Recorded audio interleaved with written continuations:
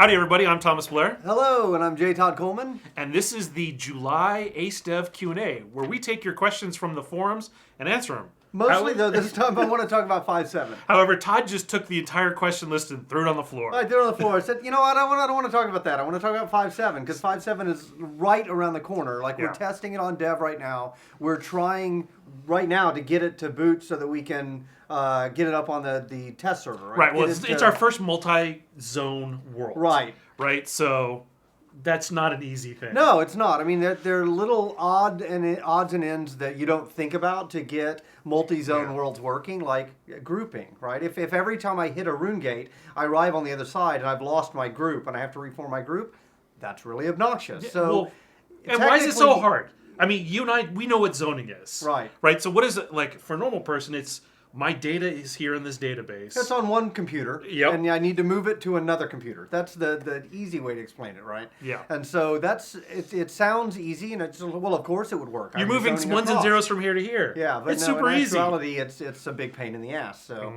so anyway, so we're going through all that right now. We got the initial version of the zoning working in 5.7, which took literally months to get that working. Right. Then once Thanksgiving, I think that's when Steven started. Steven started last Thanksgiving, and it's taken this long to get that. So we finally now have a multi-zone architecture. You get in, and immediately, we call them kind of the tendrils, all the other stuff you haven't thought about that is not technically part of zoning, but without it, makes zoning feel really bad. Right. Groups was like the first one that we hit of, wow, this sucks. Chat, kind of important also, right? Getting chat to work for your faction across multiple zones. That was a big deal. So we're working through all of those issues now. We think we're to the point where we should be able to get this thing up on test very, very soon for you guys to start snap testing it. There's also just, in addition to that, just a ton of other stuff that went into the build, right? And we're narrowing in on the race class list, getting all of the equipment sets in. Yeah, the Stoneborn and the female half giant. Right. Online, full of equipment. All the equipment sets that we're missing. All of them, the male, high elf, and the Fae. Yeah, the Fae's got all their equipment as well. Yeah, and the male. All of that was done. Day-night cycle is in this one. So now, for the first time, we have dynamic lighting where the sun and the moon are actually ticking by. There's a little indicator. The game feels so much different. Oh my gosh, it does. Hunger, right? The hunger contagion hits at night and starts spreading, and it has snow around it, and any harvestables in the radius of a hunger crystal actually get turned off unless you destroy the hunger crystal. So that's all that changes the way the world feels. I really like the way they ice over. You hit them, it says frozen. It's very apparent what's wrong with Absolutely. it. And the monsters corrupt and turn into hunger creatures at night as well. Correct. So that's new. That's different. And then, so just in the last couple of weeks, we've had a whole bunch of changes to baseline item decay and crafting based on feedback that the overall balance of how long it took me to create a set of equipment versus how long I could then go in PvP using that equipment. The feedback we got overwhelmingly was the balance was just way off. Like the amount of pain that was required to craft and create or buy from somebody else that equipment the juice wasn't worth the squeeze. Right, basically, and we were entering slippery slope territory because the people who died more often, their equipment broke faster. Right, exactly. Their equipment broke much faster. So we've got a slew of changes that we've made kind of to juice that problem, to basically just blast our way through it. Do you want to talk about some of those? Yeah, we can talk about some. So the crafting is much quicker. Okay. Everything's down to 1 second except for the final actual combine. crafting timers. The timers, so it's very fast to craft the stuff. Okay. The resource requirements are down across the board. Across the board. Across the board. The resource requirements are down. We added vendors in the keeps. Oh wait, so on that, and so on like a suit of armor, you also moved a bunch of the resources into additives. Correct. So now they're optional. So in addition to an overall reduction, a chunk of them was moved to optionals now, so that you can make a kind of quick and dirty version much, much faster, right? So yeah, if you absolutely have to, you can make a quick and dirty version. Okay, and so speaking of quick and dirty versions, what else we got? We got vendors out there with white resources. Okay. So that's out in the keep land. We've got, what else is going on? Let's talk about the decay, because the decay was the big one. Yeah, that's a big one too. Basically, you were getting between 10 to 15 deaths per set of armor. And again, if you can do that in... Right, so slippery slope is a term we use for a game mechanic where the person who wins in a given engagement or combat is more likely to win again in the future, not just because they clearly had some edge, but that win actually gives them more strength from the person who lost, and therefore the imbalance gets wider and wider. So it's a slippery slope, and you actually don't want that in a competitive game because it means that once somebody starts winning, they're already probably going to keep winning. You don't need game systems that make it even more likely for them to keep winning. I mean, it's funny because what you said last week, you're like, man, we should just decay the people who kill. Yeah, I know. I almost want the opposite. You want the killers to take the decay. Right, which of course we're not going to do, but from a game balance mechanic, you almost have matches that last longer and are more kind of up to the last moment who's going to win, which is what's really exciting about a competitive game. To get that, you almost want self-balancing mechanics. To where it kind of handicaps the loser a little bit to keep them in the running. So we didn't do that, but we did take away the slippery slope mechanic. So we removed the decay from death and instead put it on use, but also pushed it out so it's over much longer period of time. Yeah, so it's 10 to 11 hours of combat gameplay. Right. Will decay a set of gear now. Right, and so we did that, and then from the bottom of the economy, we really juiced the hell out of the ability for people without armor to at least get back in the game and get up to using whites, right? Yep. We made multiple ways to be able to get the resources. We basically put stuff on vendors so that you could get up and running very quickly. We want people to get back in to that loop very, very easily, knowing that the economy will still drive them to want better and better gear. So the upper end stuff we didn't really touch, right? It's the lower end stuff. That's stuff that, because if you fall underneath whites and you don't have a way to get another set of white equipment,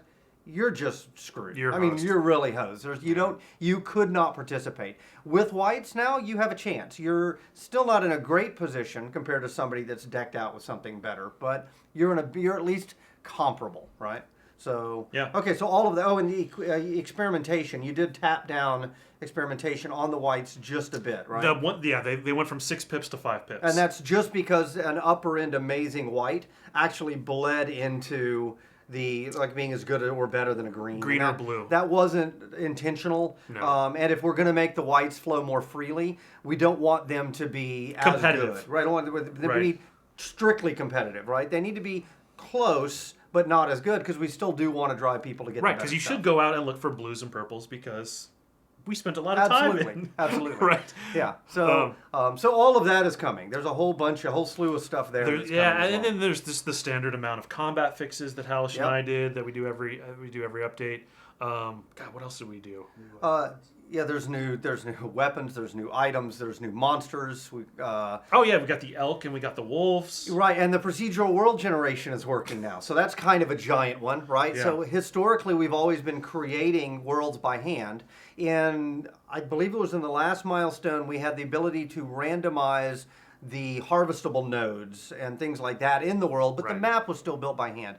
So in 5.7, for the first time, we can literally hit a button and generate a world that has mountains and rivers. Well, no rivers because I hate water. It has empty riverbeds. That was one of the questions for the month too. Was why don't you like water? Here's a bunch of things you can do with water. Water is just not worth it. Is the problem, right? So it's so much time and resource, right? You got to deal with all of the weird edge cases of what if a person dies in water? How do they get their corpse and stuff? You got to deal with all of that crap, and what you're left with at the end is something that is like, okay, so you have water. Yeah. Yay. It feels like one of those checklist items. Nobody is going to go, well, I didn't like the game, but their water solution was fantastic, so I'm in. That it's kind of a meh feature, in my opinion, and the juice There's is not so many other things that we could do that are way more fun. Right, so we'll get to water. But anyway, we have cosmetics of water.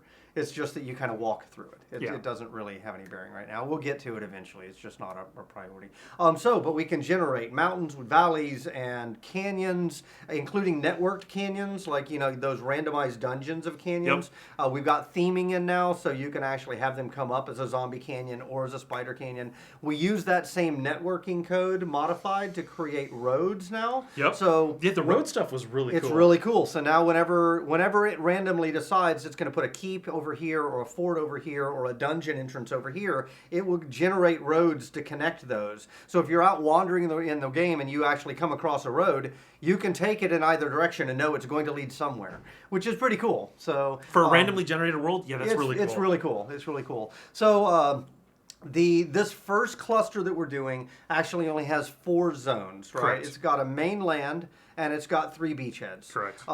This is a preliminary step, though, that's going to lead to what I think we'll hit in 5.8, which is our first real campaign, where we blossom that up to a much, much larger number of zones. Yeah. And I think the number is going to be north of 20. Right? Yeah, 25 or 26. Something like that is was the latest first map. one, and that.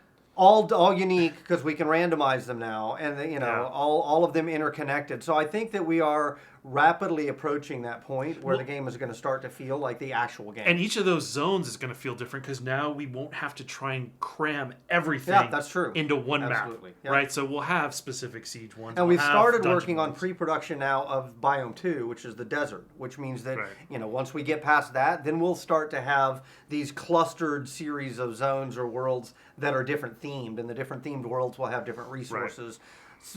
There's a lot of really cool stuff that's coming down the pipe. So Outpost came in here as well. Outposts came in as well. So we haven't talked about those at all. So No, that is a small scale PvP engagement around the world. Right. Right, that you can walk up to, and very similar to capturing a fort.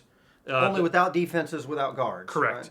But the idea is the more of these you capture, that they are equal to perhaps a fort in the amount of points that it's worth. Yeah, I would assume they'd be less. We haven't balanced that yet. But The I would total assume amount of once all of them combined on the world, Yeah. then will equal to. So the goal of putting in smaller PvP objectives was, keeps are great for large groups. Like, Yep. hey, I want to get 30 on 30, I want to get 50 on 50 or whatever. Forts are for smaller groups, right? They're engineered for smaller engagements. Or short-term play sessions. Or short play sessions. What we didn't have was we didn't have any PvP objectives for a small group of one person or a group of one, a group of 3, for example. So the outposts were basically an answer to that, a way that if I'm just an assassin solo player, I can actually go out, sneak around, and capture a few of these things, and I'm making meaningful progress on behalf of my faction or behalf of my guild. Right. So that's really cool. Those are coming in now as well. We got there's some on the combat front.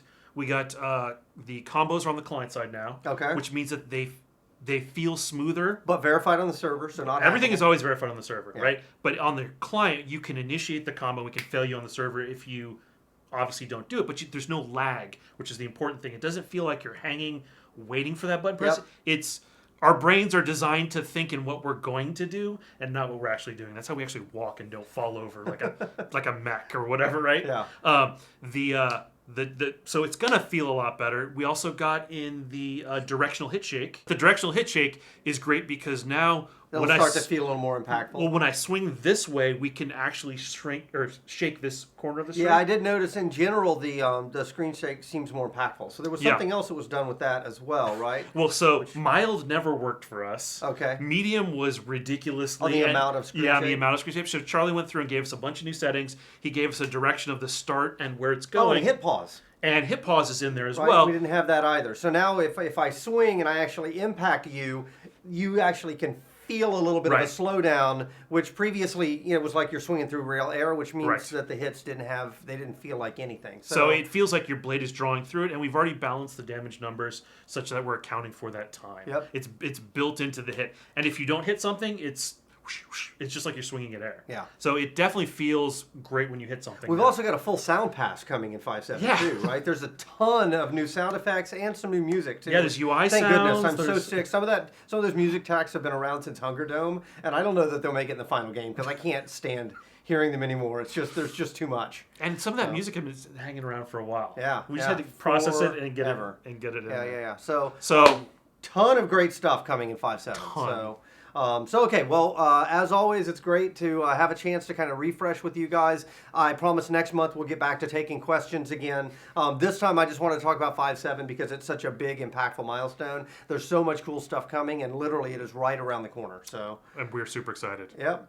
All right, sounds great. So we'll see you guys on the forums. We'll see you in game, and thanks for watching as always. Yep. See ya. All right, see ya.